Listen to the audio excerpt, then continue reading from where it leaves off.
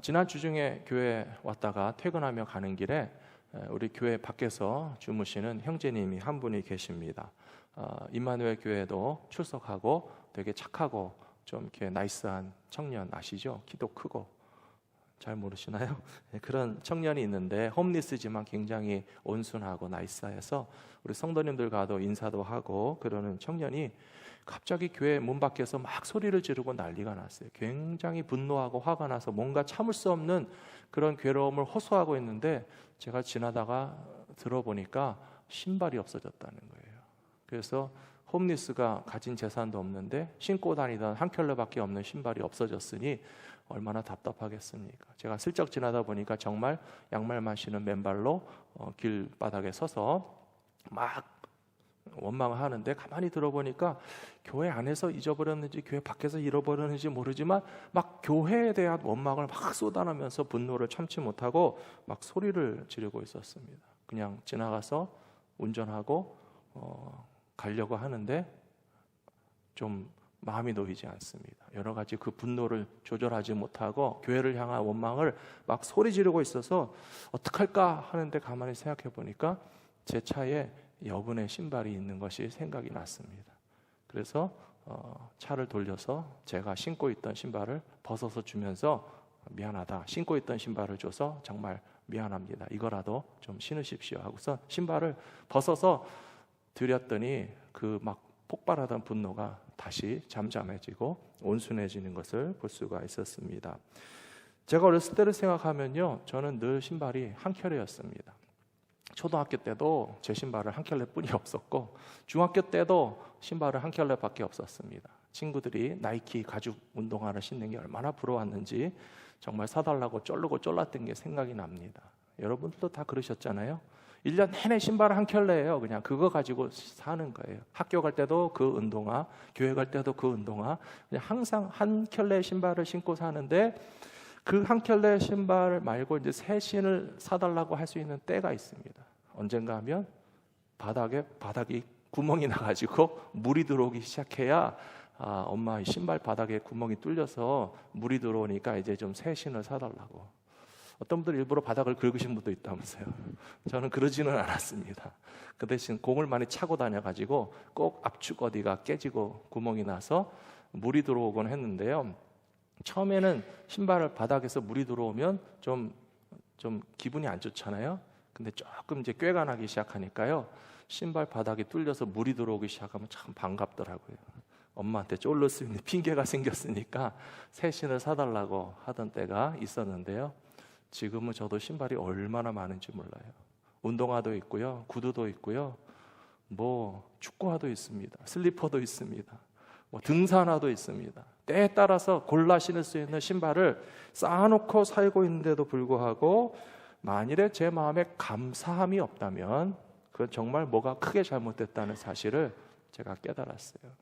신던 신발이지만 한 켤레쯤 나눠주는 거 아무렇지도 않습니다. 오히려 새 신을 사드리지 못한 게 죄송할 뿐입니다.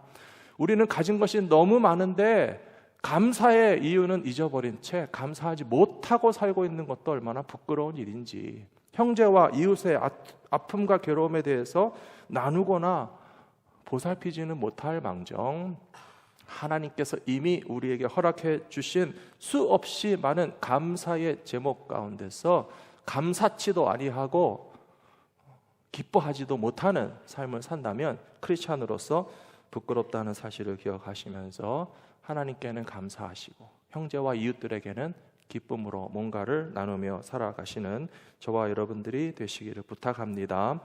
우리는 이와 같이 범사에 감사할 것이 많이 있지만 그 중에서 가장 큰 감격과 기쁨의 이유가 있다면 바로 구원, 예수님을 통해서 우리에게 주신 구원의 기쁨이 가장 큰 기쁨이라고 저는 믿습니다.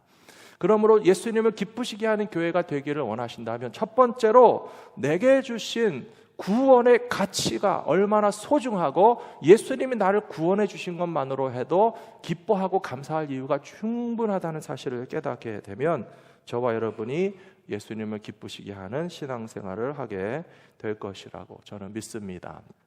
베데스다 연못가에 누워있던 중풍병자가 있었습니다. 38년 동안 누워 있었다고 그랬습니다. 요즘처럼 100세 시대에도 38년 동안 병치레를 하고 병상에 누워 있으면 끔찍하게 괴로울 거예요. 그런데 2000년 전에 평균 수명은요 40대에 불과했습니다. 지금의 절반도 되지 않습니다. 평균 수명이 40, 50대이던 시절에 38년을 중풍병자로 누워 있었으면 거의 평생을 중풍병으로 누워서 베데스다 연못가에서 그래도 연못 물이 좀 동하면 그때 제일 먼저 들어가는 사람만 낫는다고 하니까 병고침을 받기 위해서 기다리고 있었는데 중풍병자가 얼마나 불리합니까? 날 센 사람이면 어디가 아파도 빨리 들어갈 수 있지만 중풍병자는 누가 움직여주지 않으면 꼼짝도 못하고 누워있는 상태에서 남들이 그 연못에 뛰어들어가서 병고침 받는 것을 구경만 하고 있어야 되니까 그 고통과 괴로움도 말로 할 수 없었을 것입니다. 그런데 어느 날 복잡하고 시끄럽고 요란한 시장바닥 같은 베데스다 연못가에 예수님이 찾아오셔서 그 병자를 고쳐주셨습니다. 그 기쁨이 얼마나 큰 기쁨이었겠습니까? 사랑하는 성도 여러분, 모든 크리스찬들의 공통적인 최고의 기쁨은 바로 예수님이 내 인생 가운데 찾아오셔서 나를 만져주시고 나를 고쳐주시고 나를 구원해 주신 것이 내게 주신 하나님의 가장 큰 기쁨의 이유인 것을 분명히 기억하시기 바랍니다. 그런데 예수님께서 이 베데스다 연못가에 중풍병자를 고쳐주신 날이 안식일이었습니다. 그리고 많은 사람이 있었다고 말씀드렸죠. 이 사람은 병고침을 받고 갑자기 너무 기뻐서 내가 나았다, 내 몸이 회복되었다, 고쳐주셨다라고 하는 그런 기쁨과 감격을 누리고 있었는데 유대교 지도자들이 찾아와서 축하해 주는 게 아니라 야단을 쳤어요. 누가 너 고쳤냐? 오늘 안식일인데 병 고쳐준 사람 누구야? 라고 찾는 거예요. 얼마나 모순된 상황인지 몰라요. 기쁨을 누려야 되는데 야단을 맞고 있어요. 축하를 받아야 되는데 너 고쳐준 사람 찾아내라고 하는 거예요. 그제서야 이 사람 정신을 차리고 가만 보자. 나를 고쳐주신 분이 누구였더라? 사랑하는 성도 여러분, 우리에게 일깨워 주시는 메시지가 있다고 생각합니다. 우리에게 기쁨을 주시는 분이 누구였죠? 우리가 기뻐해야 되는 이유가 어디 있습니까? 깜빡하셨죠? 예수님이라니까요. 예수님이 고쳐주신 것을 깜빡하고 그냥 병 나은 것만 생각하고 있는데 우리에게 구원을 주시고 기쁨을 주시고 우리에게 회복의 은혜를 내려주신 분이 바로 예수님인 것을 잊어버리지 말고 다시 찾으라고. 38년 된 중풍병자가 병고침을 받고도 깜빡했어요.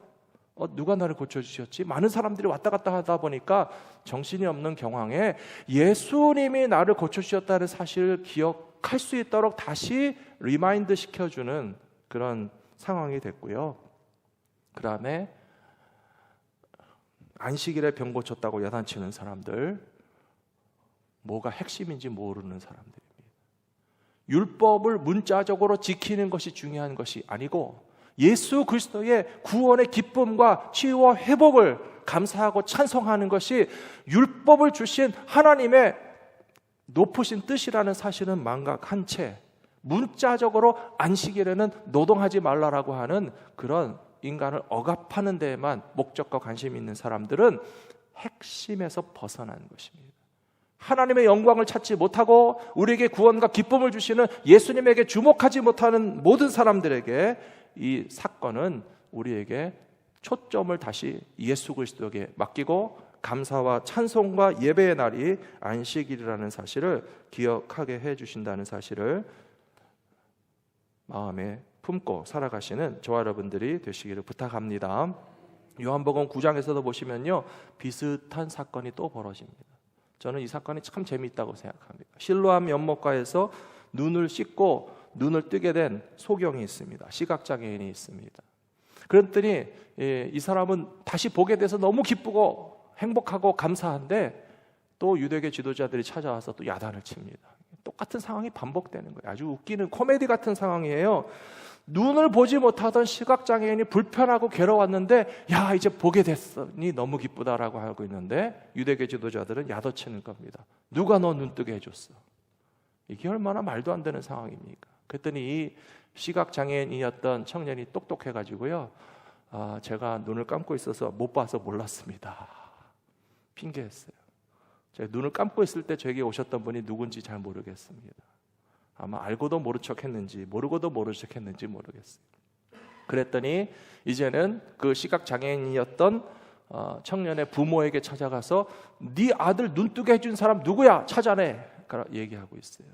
근데 그분들도 다 눈치가 있어가지고요, 아이고 우리는 모릅니다. 우리 애들이 다 큰 아이인데 지가 알아서 해야죠. 우리가 잘 모르겠습니다라고 회피했어요. 우리에게 다시 리마인드 해줍니다. 예수님이 너의 어두운 눈을 떠주시게 한 일을 잊고 살고 있지는 않느냐.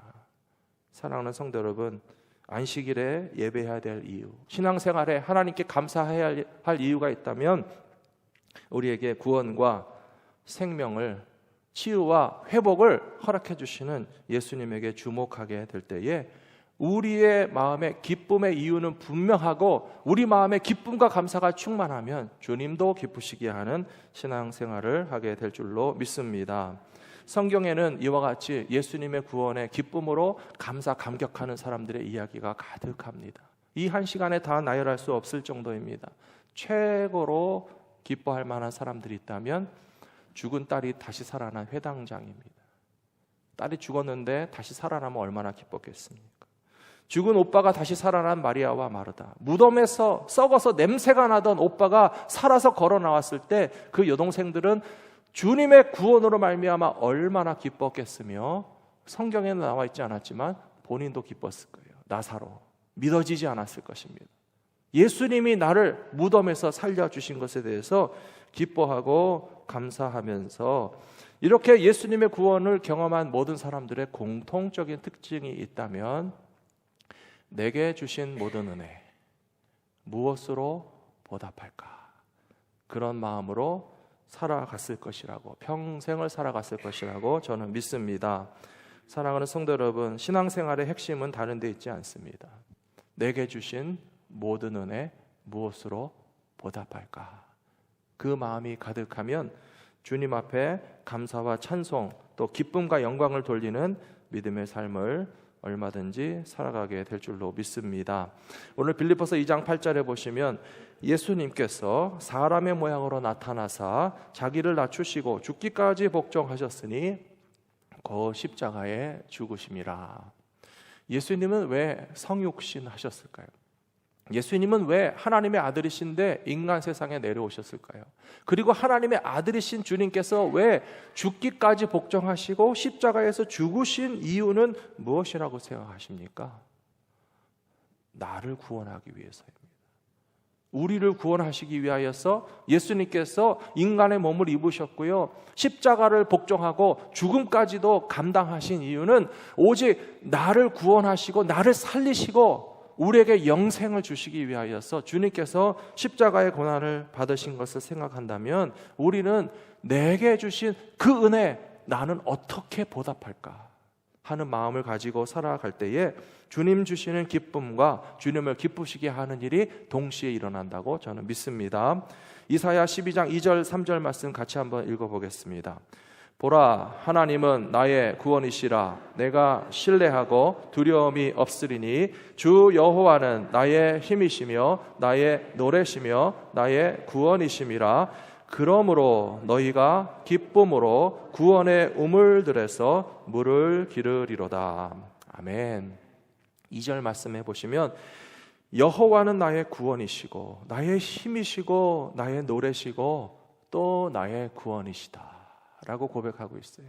하나님이 나의 구원 되시고 나의 힘이 되시고 내가 노래할 이유가 되기 때문에 우리는 기쁨으로 구원의 우물에서 물을 길어서 마시겠다, 그렇게 나와 있지 않습니까? 이것이 신앙생활의 아름다움이라고 생각합니다. 구원의 우물이 교회라고 생각한다면, 사랑하는 성도 여러분, 교회에 오셔서 예수님 주시는 구원의 우물물을 실컷 드시고 마시시고 경험하시고 기쁨으로 신앙생활 하시게 되기를 축복합니다. 두 번째로 주님을 기쁘시게 하는 교회가 되려면 공동체 구성원들이 하나 되는 연합을 통해서 주님을 기쁘시게 할 수 있습니다. 오늘 같이 읽으신 빌립보서 2장에 보시면 사도 바울이 빌립보 교회 성도들을 향하여 2절에 나와 있죠. 마음을 같이 하고 같은 사랑을 가지고 뜻을 합하고 한 마음을 품어서 주님을 기쁘시게 하라라고 그렇게 몇 번씩 강조하고 있습니다. 왜 이런 말씀을 빌립보 교회에게 보냈을까요? 그냥 교회에서 성도들끼리 싸우지 말고 화평하게 지내십시오 라고 하는 그 정도의 의미가 아니라고 저는 생각합니다. 더 높은 차원을 한번 생각해 보시면 좋겠습니다. 주님을 기쁘시게 하는 교회가 되기 위해서는 성도들이 마음을 같이 해야 되고요, 같은 사랑을 가지고 경험할 수 있어야 됩니다. 그리고 그 사랑에서부터 한 뜻이 되고 한 마음이 되고 3절에 보시면 무슨 일을 하든지 다툼이나 허영으로 하지 않고 오직 겸손한 마음으로 다른 사람을 자기보다 더 낮게 여기고, 내가 잘났다라고 하는 것의 정반대라는 것이죠. 내가 제일 잘해, 내가 제일 옳아, 내 방식과 내 생각대로 다 되었으면 라고 하는 생각에 정반대로 뒤집어져 있을 때 주님이 주시는 기쁨의 공동체가 되고 주님을 기쁘시게 하는 교회가 될 수 있기 때문에 이 말씀으로 권면하고 있다고 저는 믿습니다. 사실 우리들은 나 자신이 칭찬받을 때가 참 기쁘고 행복합니다. 뭔가 인정받고 자랑할 수 있을 때 기분이 좋은 것은 사실입니다. 그러나 크리스찬들은요, 그 수준에 머물러 있으시면 안 됩니다. 칭찬받는 것이 좋은 일이니까 서로 칭찬도 해주셔야 되겠죠. 하지만 칭찬받는 것으로만 기뻐하지 말고 어떻게 하면 나 자신을 오히려 내려놓고 주님께 영광을 돌릴 수 있는 교회가 될 수 있을까? 고린도전서 13장에 보시면요, 사랑에 관한 말씀이 나오잖아요. 사랑에 관한 말씀을 보시면요, 다른 사람을 위하여 목숨을 내어주고 불사르게 내어줄지라도 사랑이 없으면 아무 소용이 없다라는 말씀이 나와요. 좀 지나친 말씀 같아 보이지만요, 사랑이 없으면 울리는 꽹과리와 같다라고 얘기했습니다. 크리스찬으로서 봉사하는 것이 얼마나 아름다운 일입니까? 내가 예수를 믿기 때문에 희생도 하고 남을 위하여서 섬기기도 하는 것이 아름다운 일이지만, 그러나 칭찬받기 위해서 봉사하고 희생하고 섬긴 것은 울리는 꽹과리와 같고 고린도전서 13장 말씀에 의하면 아무 소용없다라고 하는 사실에 대해서 주목하면서 우리 마음 가운데 가져야 될 것은 봉사하시지 말라는 뜻이 아니에요. 무슨 말이죠? 희생하시지 말라는 뜻이 아니에요. 사랑의 마음이 있어야 된다는 거예요. 사랑의 마음이 없이 봉사하면 아무 소용도 없고 울리는 꽹과리에 불과하고 자기 칭찬을 구하는 빌립보서 2장 3절에 나와 있지 않습니까? 무슨 일을 하든지 다툼이나 허영으로 하지 말고 내가 칭찬받고 영광받고 높아지기 위해서 목숨까지 내어주는 것은 아무 소용없다고 나와 있습니다. 하지만 사랑의 마음으로 아무리 작은 섬김과 봉사와 나눔을 한다면 우리 마음에도 기쁨이 있고 주님 주시는 기쁨이 충만하게 될 줄로 믿습니다. 사도 바울은 말로만 지시하는 사람이 아니라 실제로 그것을 경험하는 사람이었습니다. 그것은 바로 같은 빌립보서에서도 우리가 찾아볼 수 있습니다. 4장 1절에 보시면 그러므로 나의 사랑하고 사모하는 형제들, 나의 기쁨이요 면류가 아닌 사랑하는 자들아, 이와 같이 주 안에 서라 되어 있어요. 빌립보 교회 성도들을 향해서 여러분들은 내가 사랑하는 사람들입니다 라고 말하고 있어요. 내가 사모하는 형제님들, 여러분들이 나의 기쁨이고 나의 면류관이고 자랑거리이신데 저는 여러분들을 너무 사랑합니다. 사랑하는 성도 여러분, 우리 마음에 이런 마음이 가득하면 누가 뭐라고 해도 우리 신앙생활의 기쁨과 감사가 충만하게 될 줄로 믿습니다. 이 시간 좌우에 계시는 분들은 한번 좀 돌아보실래요? 한번 이렇게 쳐다보세요. 우리 앞뒤 전후 좌우에 계시는 분들은 바라보십시오. 어떤 분들이십니까? 누군지 잘 모르겠는 사람입니까? 아니면 바라만 봐도 좀 기분이 나빠지고 불편해지는 분들입니까? 아니면 나의 사랑하고, 한번 이 말씀을 따라해 주세요. 나의 사랑하고 나의 사모하는 형제 자매들, 여러분들은 나의 기쁨이고 나의 면류관이고 내가 좋아하는 사람들입니다. 아멘. 이런 마음으로 신앙생활하면 얼마나 행복하겠습니까? 왼수 같은 사람들을 또 만나러 가야 되나? 그런 발걸음으로 교회에 오시면 하나도 기쁘지 않을 거예요. 그런데 교회 가면 내가 반갑고 사랑하고 사모하고 내가 기쁨거리가 되고 자랑거리가 되고 나는 지금 좋아하는 사람을 만나러 가는 길이야. 얼마나 교회 가는 발걸음이 행복합니까? 사도 바울이 감옥 안에서 쓴 편지예요. 감옥 안에 무슨 기쁨이 있겠습니까? 그런데 감옥 밖에 있는 사람들을 생각하면서 정말 빌립보 교회 성도들을 내가 얼마나 좋아하는데, 그 빌립보 교회 성도들 때문에 감옥 안에 있어도 사도 바울의 마음에 기쁨과 감사가 가득했기 때문에 주님을 기쁘시게 하는 신앙생활을 할 수 있었다라고 믿습니다. 우리 갈보리 믿음교회가 이런 교회가 될 수 있도록 주님의 기쁨, 주님 주시는 사랑으로 넘쳐나시는 저와 여러분들이 되시기를 부탁합니다. 끝으로 우리는 예수님의 마음을 품을 때 주님의 기쁨을 경험하는 교회가 될 수 있습니다. 사도 바울이 빌립보 2장 5절 말씀에서 이렇게 이야기했습니다. 너희 안에 이 마음을 품으라 곧 그리스도 예수의 마음이니. 우리가 예수님의 마음을 품는 것 외에는 방법이 없습니다. 예수님의 마음이 어떤 마음인지 오늘 말씀에 분명히 나와 있습니다. 예수님의 마음이란 하나님과 동등되신 분이시지만 그 동등됨을 받을 것으로 여기지 아니하시고 자기를 비워서 낮아지셨다고 그랬어요. 우리가 예수님의 마음을 품는다는 것은요, 특권과 영광을 내려놓고 낮아져야만 예수님의 마음을 품는다고 말할 수 있지, 우리는 여전히 높아지고 특권과 영광을 조금이라도 양보하지 않으려고 하는 아집에 사로잡혀 있는 채로는 예수님의 마음을 도저히 가졌다라고 말할 수 없습니다. 예수님은 인간의 몸을 입으셨습니다. 죽기까지 복종하셨습니다. 십자가에서 생명을 내어주셨습니다. 우리가 예수님의 마음을 품었다면 어떻게 살아야 하는지에 대해서 정답을 이미 가르쳐 주시고 있는 것이 아니겠습니까? 예수님의 마음을 품는다는 것은요, 나 예수님이야, 그게 아니에요.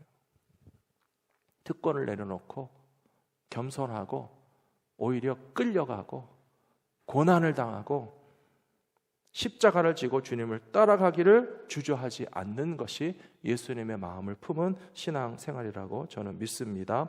갈라디아서 6장 17절에 보시면 사도 바울이 이렇게 이야기합니다. 이후로는 누구든지 나를 괴롭게 하지 말라. 내가 내 몸에 예수의 흔적을 지니고 있노라. 십자가에 달리신 예수님의 몸을 상상해 보세요. 머리끝부터 발끝까지 성한 데가 없었어요. 채찍에 맞으셨죠? 손과 발에 못이 박히셨죠? 가시면류관을 쓰셨죠? 나중에는 옆구리 깊숙이 창으로 찔르셨어요. 예수님의 몸은요, 머리끝부터 발끝까지 성한 데가 없어요. 교회가 예수님의 몸이라고 했습니다. 어떻게 생각하면 교회도 성한 데가 없어요.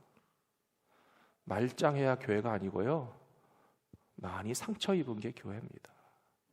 그리고 우리는 그렇게 머리끝부터 발끝까지 성한 데가 없이 긁히고 찔리고 찢기고 피 흘리고 아파하는 예수님의 몸의 일부가 우리들 자신이라는 거예요. 그러니 안 아프면 정상이 아니고 아파야 정상이에요. 상처받지 않았어야 정상이 아니고 상처받았어야 정상입니다. 신앙생활하면서 왜 멀쩡하려고 하십니까? 아프면 피하고 요리조리 빠져나가려고 하십니까? 사도 바울은 오히려 나를 괴롭게 하지 마십시오. 나는 이미 주님의 몸에 십자가의 흔적과 같은 그 상처와 아픔을 내가 겪어서 알고 있는 사람입니다. 이것은 주님께서 우리에게 자기 자신을 학대하라는 말씀이 아니고요, 남에게 상처 주라는 말은 더욱도 아니고요, 주님의 몸된 교회 안에서 함께 아파하는 것을 특권과 영광으로 생각하시라는 거예요. 우리에게 교회를 향한 아픔이 있으면 그게 당연한 것이에요. 예수님의 온몸이 상처받고 아픈데 어떻게 나만 안 아플 수 있습니까? 오히려 우리에게 상처가 있고 아픔이 있고 괴로움이 있고 부담감이 있고 불편함도 있다 할지라도 그것이 상처를 받으신 예수님의 몸이라고 하는 교회의 일부분이라고 하는 것을 더 확인해 주시는 그런 증거가 되기 때문에 그것을 오히려 기뻐하실 수 있는 저와 여러분들이 되시기를 부탁합니다. 어떻게 하여야 예수님을 기쁘시게 하는 교회가 될까요? 말씀을 정리합니다. 첫 번째는 구원의 기쁨이 충만하셔야 됩니다. 예수님이 나를 살려주셨고 예수님이 나를 건져주셨구나. 그리고 주 안에서 우리가 한 마음이 될 때 교회가 연합하고 일치하는 그 연결됨을 인하여서 기뻐할 수 있고요. 마지막으로 우리가 우리의 십자가를 지고 주님을 따라가게 될 때에 주님께서 우리를 칭찬해 주시면서 바로 그거다. 크리스찬과 교회는 십자가를 지고 예수님 가시는 십자가 길을 따라가야 진짜 크리스찬이다. 칭찬 받으심으로써 주님을 기쁘시게 하는 성도들의 신앙 생활이 다 되시기를 주 이름으로 축원합니다.